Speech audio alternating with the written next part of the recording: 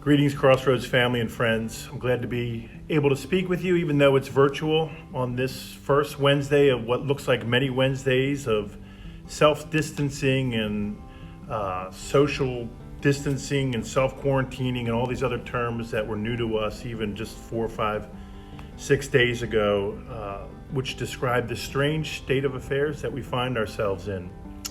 Over the last few days, even back to Sunday, having conversations with Crossroads staff and elders, deacons, the missionaries that we support, among many others, one thing seems certain, and that is that nothing right now is certain.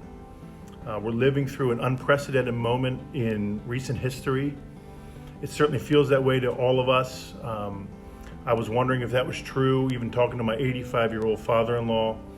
And he confirmed that. He said, there's nothing that I can remember that's like this. The closest memory he had was, as a child, the outbreak of World War II, which of course was a global conflict. And while the coronavirus and World War II are obviously different in many ways, they do have one thing in common, that it's a global event that has changed life for everyone and created total uncertainty.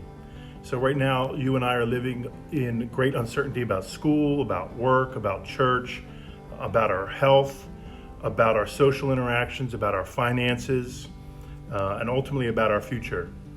During World War II, C.S. Lewis, who was speaking to a group of students right at the height of the war in Europe, spoke about the future and what our faith means in uncertain times. And he noted that at these times of upheaval that war and pandemics create, our unconscious certainty about the future gets turned upside down.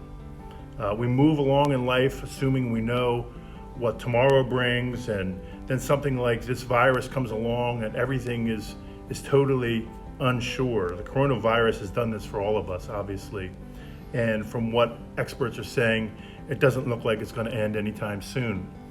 We have routines. We generally, in our normal lives, think we know where we're going to be on Sunday and where our kids will be on Monday, and now none of that is sure. And that bothers us. If we're honest about it, it really bothers us. I've noticed that in my own heart and mind, that it's been very unsettling for me to not have that kind of certainty that we oftentimes imagine we have.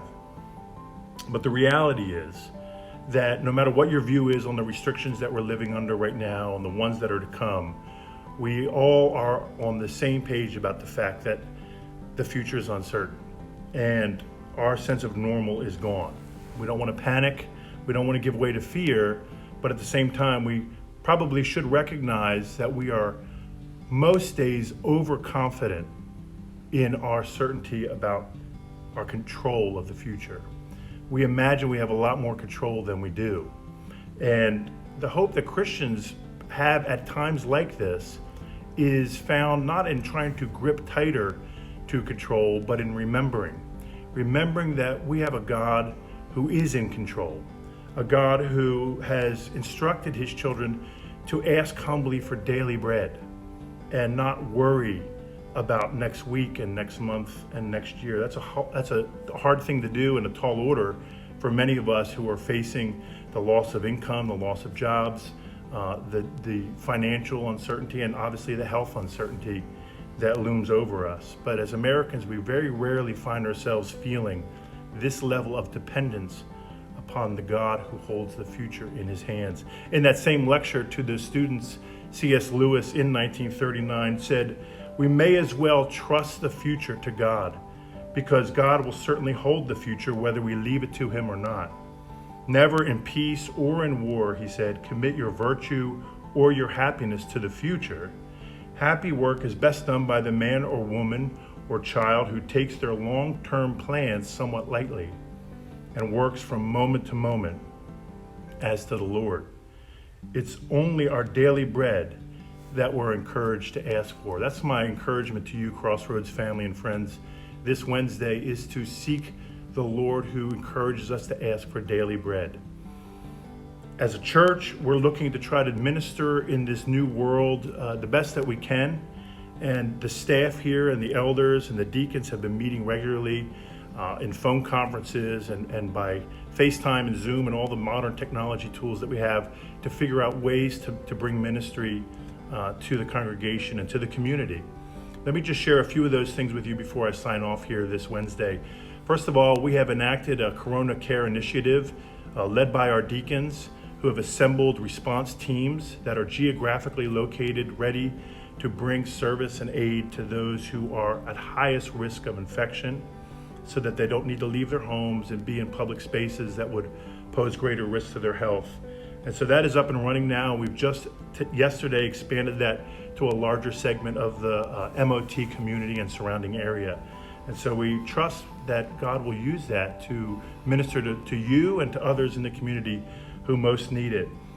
We are working on virtual and digital forms of meeting in the future. We're going to keep you posted about that, ways that we can gather virtually, because we know right now it's impossible for us to do that physically. It's not ideal.